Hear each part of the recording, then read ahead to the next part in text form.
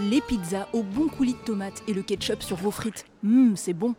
Mais sachez que ces produits ont plus de chances de venir de Chine que d'Italie. Et ouais, des tomates d'industrie, on en consomme près de 5 kilos par an et par personne dans le monde. Ce commerce représente presque 9 milliards d'euros.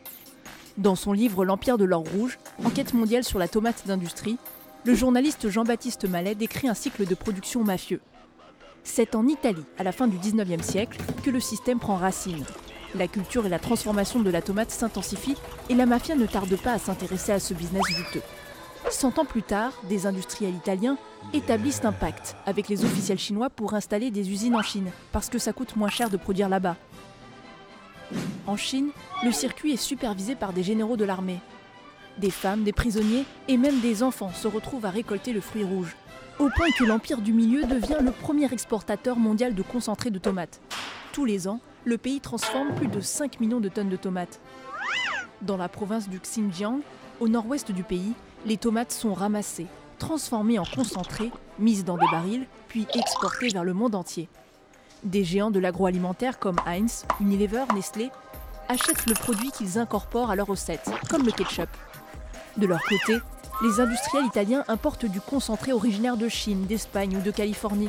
Ils le reconditionnent puis l'exportent en Europe en l'étiquetant « Made in Italy ». Bien que discutable, cette pratique reste légale. Et en Chine, à cause de la surproduction de concentré, des stocks excédentaires pourrissent et finissent par être cédés à bas coût à des pays africains comme le Nigeria et le Ghana.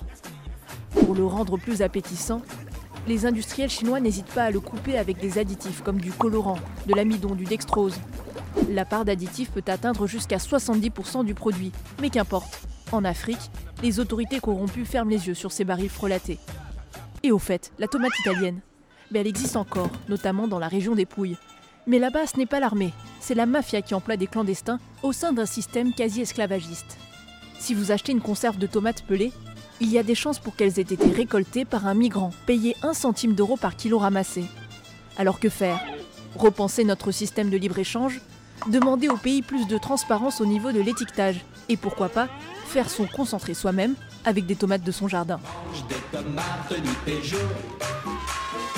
Ça donne bonne mine, c'est plein de vitamines.